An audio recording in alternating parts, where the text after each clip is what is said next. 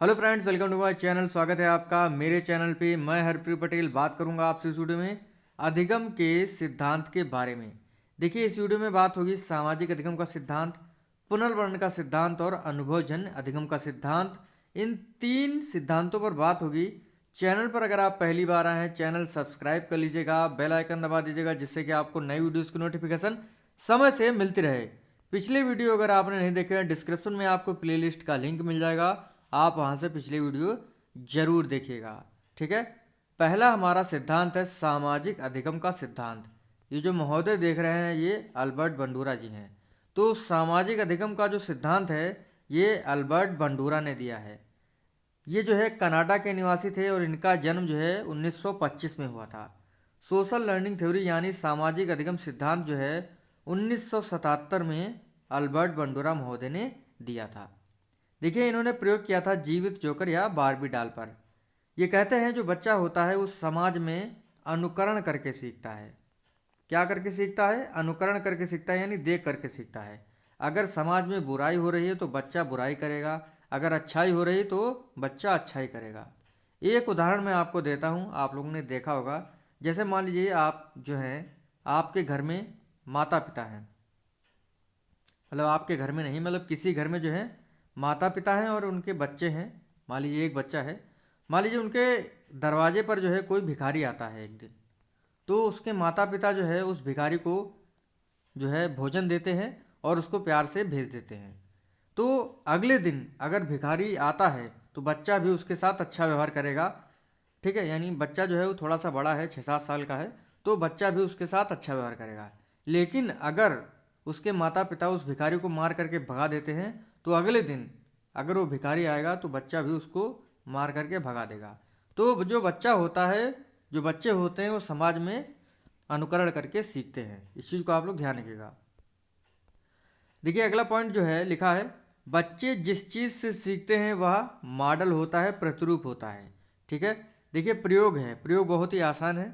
मैंने जैसे आपको बताया है कि महोदय यानी अल्बर्ट बंडूरा कहते हैं बच्चे जो है वो अनुकरण करके सीखते हैं, तो उसी पर आधारित है। देखिए, ये तीन जो है ग्रुप हैं, तीन बच्चों के ग्रुप हैं और उनके सामने जो है ये टीवी चल रही है, यानी स्क्रीन प्ले की जा रही है। देखिए, पहली स्क्रीन में क्या होता है, एक आदमी होता है, वो बारबी डॉल को मारता है और ये बच्चे देखते हैं, यानी पहला ग्रुप देखता है बच्चों का। और ये सभी बच्चे अलग अलग हैं। तो दूसरा ग्रुप है, देखिए दूसरे ग्रुप के सामने जो है क्या है, ये आदमी है और इस बारबी डॉल के साथ जो है अच्छा व्यवहार करता है। तीसरा ग्रुप क्या देखता है कि ये जो आदमी है ये बारबी डॉल के साथ कोई भी, मतलब कोई भी रिएक्शन नहीं करता है। तो जब इन बच्चों को जो है क्या किया जाता है, इन बच्चों को बारबी डॉल दी जाती है, तो ये क्या करते हैं, पहला जो ग्रुप है वो उस बारबी डॉल को मारता है, यानी बच्चे ने जो है देखा है और वही वो अनुकरण कर रहा है। दूसरा ग्रुप क्या है, इसको बारबी डॉल दी जाती है तो वो बारबी डॉल के साथ अच्छा व्यवहार करता है। तीसरा ग्रुप क्या करता है, कोई भी व्यवहार नहीं करता है। तो अल्बर्ट बंडूरा कहते हैं जो बच्चे हैं वो समाज में क्या करके सीखते हैं, अनुकरण करके सीखते हैं। ठीक है, यही पॉइंट लिखा है, बच्चे अनुकरण करके सीखते हैं, यही कहता है सामाजिक अधिगम का सिद्धांत। अनुकरण की प्रक्रिया में 4 चरण होते हैं, ध्यान, धारण, पुनः प्रस्तुतिकरण और पुनर्वर्ण। देखिए, जो बच्चा होता है उस समाज में जो हो रहा है उसको बड़ा ध्यान से देखता है। जैसे मान लीजिए कोई आदमी जो है वो चोरी कर रहा है, तो इस चीज़ को बच्चा ध्यान से देखेगा, फिर जो है कैसे चोरी कर रहा है उस चीज़ को अपने अंदर धारण कर लेगा।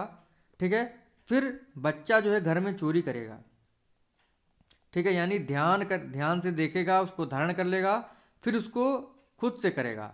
और जब वो खुद से करता है और उसको अगर जो है पुनर्वर्ण के रूप में दंड मिलता है तो वह उस चीज़ को नहीं करेगा। ठीक है, इस चीज़ को ध्यान रखिएगा। अनुकरण की प्रक्रिया में 4 चरण होते हैं, ध्यान, धारण, पुनः प्रस्तुतिकरण और पुनर्वलन। ठीक है, 4 चरण होते हैं, याद रखिएगा आप लोग।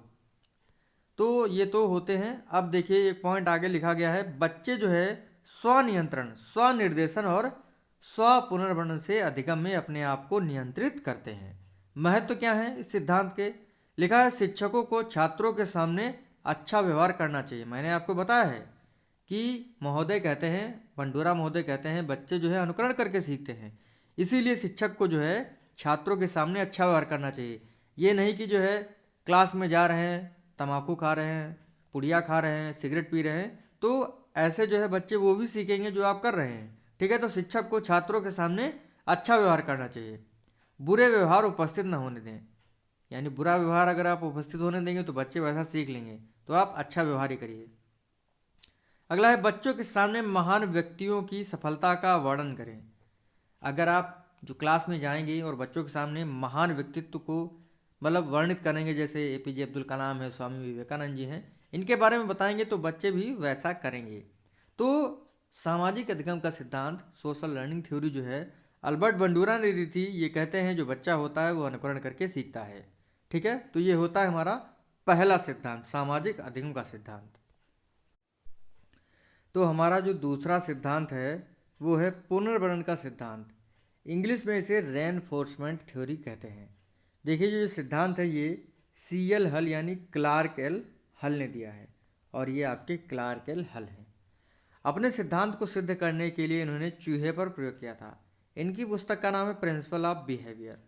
ठीक है, अगला जो पॉइंट लिखा गया है बहुत ही महत्वपूर्ण है। लिखा है सीखने के लिए पुनर्वलन आवश्यक होता है, यानी लर्निंग के लिए रेनफोर्समेंट बहुत ही आवश्यक होता है। देखिए जैसे मान लीजिए कोई बच्चा आपको जो है 19 का पहाड़ा सुनाता है, तो आप अगर आप उसे जो है पुनर्वर्ण देंगे तो वो जो है अगले दिन 20 का पहाड़ा याद करके लाएगा। लेकिन अगर आप जो है बच्चा 19 का पहाड़ा सुनाता है, आप जो है उसे कुछ भी नहीं कहते हैं, शाबाश नहीं कहते हैं, वेरी गुड नहीं कहते हैं, तो बच्चा क्या कहेगा, सर जी तो हमारे ऐसे ही हैं, उनको जो है कुछ भी सुना दो उनको कोई असर नहीं पड़ता है। तो पुनर्वर्ण जो है बहुत ही आवश्यक होता है। अगर बच्चे ने जो है 16 का पहाड़ा सुनाया है तो आप उसे वेरी गुड कहेंगे, शाबाश कहेंगे, तो अगले दिन जो है वो बिना कहे 17 का पहाड़ा याद करके ले आएगा। जैसे मान लीजिए मैं देखता हूँ बहुत से टीचर्स ऐसे होते हैं, कुछ बच्चे होते हैं वो ड्राइंग करके लाते हैं, तो जब बच्चे होते हैं वो अच्छी ड्राइंग करके नहीं लाते हैं, या थोड़ी बहुत अच्छी ड्राइंग करके लाते हैं, तो या वो ज़्यादा अच्छी ड्राइंग करके लाते हैं, उसमें ना वो कभी गुड देते हैं ना वो कभी वेरी गुड देते हैं। ऐसे ही जो है चेक कर दिया और बच्चे कापी लेके चले जाते हैं। तो अगले दिन क्या होता है, बच्चे जो है ड्राइंग बना करके लाते ही नहीं हैं। जैसे मेरी आदत है, मैंने जो है जो देखा है कि जब बच्चे ड्राइंग करके लाते हैं, कुछ भी जो है उन्होंने बनाया हुआ होता है, तो मैं उसमें गुड जरूर देता हूँ। ज़्यादा खराब बनाया हुआ होता है तब नहीं देता हूँ। जैसे थोड़ा सा अच्छा बना करके लाते हैं, गुड दे देता हूँ, वेरी गुड दे देता हूँ। यानी जो अच्छा काम कर रहे हैं उनके लिए मैंने जो है उनको पुनर्वर्ण दे दिया, गुड या वेरी गुड। तो बच्चे जो है अगले दिन फिर से एक नई ड्राइंग बना करके अच्छी लाते हैं। तो सीखने के लिए पुनर्वर्ण आवश्यक होता है। ठीक है, देखिए जो पुनर्वर्ण होता है ये 2 प्रकार का होता है। एक आपका होता है सकारात्मक पुनर्वर्ण, दूसरा होता है आपका नकारात्मक।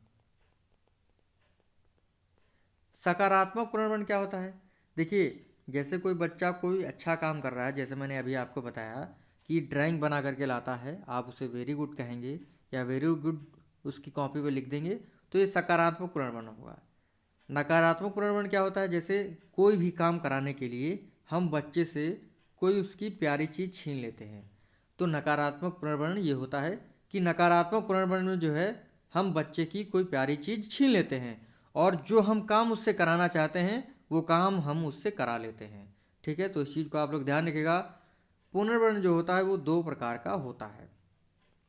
ठीक है, अगला जो पॉइंट लिखा है सीखने का आधार आवश्यकता की पूर्ति होता है। देखिए आवश्यकता की पूर्ति के स्थान पर जो है आवश्यकता की कमी, आवश्यकता की कमी शब्द का प्रयोग किया, किसने, हल महोदय ने। यानी जब व्यक्ति को किसी चीज़ की कमी हो जाती है तो वह काम करता है, और काम करता है, और अगर उसे जो है रेनफोर्समेंट मिल जाता है तो वो काम जो है लगातार करता रहता है। अब इनका प्रयोग देख लेते हैं। यही है इसका कहने का मतलब कि सीखने का आधार जो है आवश्यकता की पूर्ति होता है। ठीक है, जब व्यक्ति के पास आवश्यकता होगी किसी चीज़ की तभी तो वो काम करेगा। अगर उसके पास रोटी होगी, कपड़ा होगा, मकान होगा तो काम नहीं करेगा। ठीक है, तो सीखने का आधार आवश्यकता की पूर्ति होता है। अभी मैंने आपको बताया आवश्यकता की पूर्ति की जगह पर आवश्यकता की कमी का प्रयोग किया, किसने, हल महोदय ने। देखिए इन्होंने प्रयोग किया था चूहे पर। आपने जो है न्यूज़पेपर में पजल्स देखे होंगे, किताबों में पजल्स देखे होंगे। मान लीजिए एक तरफ शेर है, दूसरी तरफ उसका खाना है, और जो है उसको ले जाना होता है। तो उसी प्रकार से जो है इन्होंने प्रयोग किया। एक पजल बॉक्स बनाया और उसमें जो है चूहे को इस स्थान पर बंद कर दिया और एक कोने पर जो है रोटी रख दी, दूसरी जगह पर जो है वाटर रख दिया। जैसे ही चूहे को भोजन की कमी होती यानी उसे भूख लगती तो वो रोटी की तरफ जो है भाग जाता और रोटी खा लेता, और जैसे ही उसको क्या होता, प्यास लगती तो वो जल की तरफ भाग जाता। ठीक है।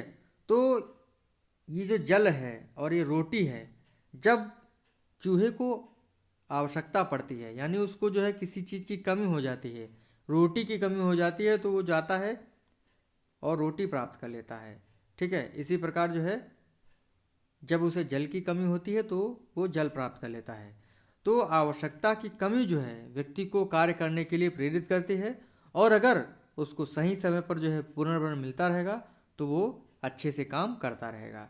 यही था पुनर्भरण का सिद्धांत। अब इसके उपनाम देख लेते हैं। सबसे महत्वपूर्ण बात है उपनाम की। चालक न्यूनता का सिद्धांत, अंतर्नोद का सिद्धांत, सबलीकरण का सिद्धांत, प्रबलन का सिद्धांत, सतत अधिगम का सिद्धांत, क्रमबद्ध अधिगम का सिद्धांत, यथार्थ अधिगम का सिद्धांत, ये इसके 7 उपनाम हैं। एग्जाम में सबसे ज़्यादा पूछा जाता है चालक न्यूनता का सिद्धांत, सबलीकरण का सिद्धांत, अंतर्नोद का सिद्धांत और प्रबलन का सिद्धांत। ये एग्जाम में काफ़ी बार पूछे जाते हैं। ठीक है। बल, देखिए इसमें भी बल है, इसमें भी बल है। ठीक है। और चालक न्यूनता का सिद्धांत ध्यान रखिएगा। ठीक है। तो बल, पुनर्बलन, पुनर्बल, तो जिसमें बल होगा वही हल चलाएगा। अब देखिए सतत अधिगम का सिद्धांत, क्रमबद्ध अधिगम का सिद्धांत। सतत और क्रमबद्ध बात एक ही है। सतत मतलब लगातार, क्रमबद्ध मतलब क्रम से। तो सतत अधिगम का सिद्धांत और क्रमबद्ध अधिगम का सिद्धांत जो है किसने दिया है? हल महोदय ने दिया है। यथार्थ अधिगम का सिद्धांत जो है किसने दिया है? ये भी हल महोदय ने दिया है। ये किसके उपनाम है? पुनर्वर्ण के उपनाम है। थ्योरी तो पढ़ लें, लास्ट में आपके लिए कुछ प्रश्न भी हैं, इस चीज़ को ध्यान रखिएगा। अब देखते हैं पुनर्वर्ण सिद्धांत के महत्व क्या है। बालक को प्रेरित किया जाता है। बिल्कुल, पुनर्वर्ण के माध्यम से बालक को कार्य करने के लिए प्रेरित करते हैं। उद्देश्य लक्ष्य स्पष्ट होते हैं। बिल्कुल सही है। पुरस्कार व दंड की व्यवस्था। देखिए मैंने आपको बताया है जो पुनर्वर्ण होता है वो 2 प्रकार का होता है, सकारात्मक और नकारात्मक। ठीक है। जो दंड होता है वो आपका नकारात्मक पुनर्वर्ण नहीं है, इस चीज़ को आप लोग ध्यान रखिएगा। तो ये होता है आपका पुनर्वर्ण का सिद्धांत। अगला है हमारा अनुभवजन्य अधिगम का सिद्धांत। कार्ल लोजर्स ने दिया है। ठीक है। ये अमेरिका के निवासी हैं। यह कहते हैं कि परंपरागत अधिगम में बालक कुछ समय बाद भूल जाता है, पर इसमें नहीं। जो बच्चा जो है अनुभव करके सीखता है उस चीज़ को कभी नहीं भूलता है। जैसे आप जो है किसी चीज़ को रट लेते हैं बिना सोचे समझे, बिना अनुभव किए हुए, तो आप जो है उसको 1 दिन के बाद 2 दिन के बाद भूल जाते हैं। लेकिन आप किसी चीज़ को अनुभव करके सीखते हैं, जैसे लेबोरेटरी में सीखते हैं आप लोग। ठीक है। तो आप उस चीज़ को नहीं भूलेंगे। वही अगला पॉइंट लिखा हुआ है, सेमिनार और वर्कशॉप का आयोजन करना। अनुभवजन्य अधिगम सिद्धांत करता है कि सेमिनार और वर्कशॉप का आयोजन किया जाए जिससे कि बच्चे जो है अनुभव करके सीख सकें। विज्ञान प्रयोगों द्वारा अनुभव से सीखना।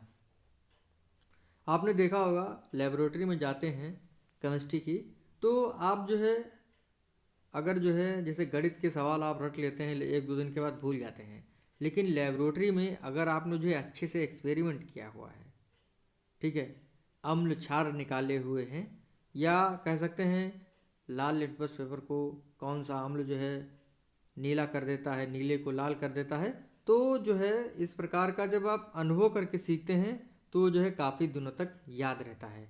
तो अनुभवजन्य अधिगम सिद्धांत जो है कार्ल लोजर्स ने दिया है। ठीक है। इस चीज़ को आप लोग ध्यान रखिएगा। तो इस प्रकार से जो थ्योरी का पोर्शन था 3 थे हमारे। कौन कौन से? सामाजिक अधिगम का सिद्धांत, पुनर्वर्ण का सिद्धांत और अनुभवजन्य अधिगम का सिद्धांत यहाँ पर समाप्त होते हैं। आपके लिए कुछ महत्वपूर्ण प्रश्न हैं और जितने भी प्रश्न सही करिएगा कमेंट करके जरूर बताइएगा। पहला प्रश्न हमारा, बच्चे अनुकरण करके सीखते हैं, यह कौन सा सिद्धांत कहता है? पुनर्वर्ण का सिद्धांत, एसआर थ्योरी, सामाजिक अधिगम सिद्धांत या अनुभवजन्य अधिगम सिद्धांत? तो क्या होगा इसका जवाब? सभी को पता है, सामाजिक अधिगम का सिद्धांत। अगला है, कनाडा के निवासी कौन थे? स्किनर, बंडूरा, कार्ल लोजर्स या नन? कनाडा के निवासी बंडूरा महोदय थे। प्रिंसिपल ऑफ बिहेवियर किसकी पुस्तक है? हल। नन रॉस बंडूरा। तो प्रिंसिपल ऑफ बिहेवियर किसकी पुस्तक है? हल महोदय की, CL हल, क्लार्क L हल। अगला प्रश्न है पुनर्वर्ण का सिद्धांत किसने दिया? जिसमें बल होगा वो क्या चलाएगा? हल। तो आपका ऑप्शन कौन सा सही है? पहला। पुनर्वर्ण का सिद्धांत का अन्य नाम नहीं है। सबलीकरण का सिद्धांत, अनुकूलित अनुक्रिया सिद्धांत, चालक न्यूनता का सिद्धांत, यथार्थ अधिगम का सिद्धांत। तो कौन सा अन्य नाम नहीं है या उपनाम नहीं है? तो अनुकूलित अनुक्रिया सिद्धांत ये जो है पावलाव ने दिया था। किसने दिया था? पावलाव ने दिया था। अगर आपने स्किनर, पावलाव, थॉर्नडाइक, कोहलर इनको नहीं पढ़ा हुआ है तो डिस्क्रिप्शन में आपको प्लेलिस्ट दे दी जाएगी, आप उनको अच्छे से पढ़ सकते हैं। अगर आप इनको पढ़ लेते हैं, चाहे सीटेट हो या टेट हो या सुपर टेट हो, सब में आप अच्छा करके आएंगे। अगला प्रश्न है अनुकरण की प्रक्रिया में कितने चरण होते हैं? 2, 3, 4, 5। अगर आप जो है अनुकरण की प्रक्रिया में कितने चरण होते हैं, आपका ऑप्शन सी सही है। लेकिन अगर आप नाम नहीं बता पा रहे हैं तो आप जो है इसका नंबर मत जोड़िएगा, ठीक है? नाम बताइए, नाम जो है आप ध्यान करिए। कौन कौन से नाम बताए थे? ध्यान, धारण, पुनः प्रस्तुतिकरण, पुनः प्रस्तुतिकरण, उसके बाद पुनर्बलन। अगर आप ये नाम जो है बता दिए होंगे तो जो है आप अपना एक नंबर जोड़िएगा, अन्यथा मत जोड़िएगा। अगला है अनुभवजन्य अधिगम सिद्धांत जो है किसने दिया है? हल, मनन, कालोजर्स या नन ने। तो अनुभवजन्य अधिगम सिद्धांत जो है ये दिया है कार्ल लोजर्स ने। सी ऑप्शन आपका सही है। 7 प्रश्न में से जितने भी प्रश्न आप सही करें कमेंट करके जरूर बताएगा। मिलते हैं आपसे अगली वीडियो में। थैंक यू फ्रेंड्स, धन्यवाद।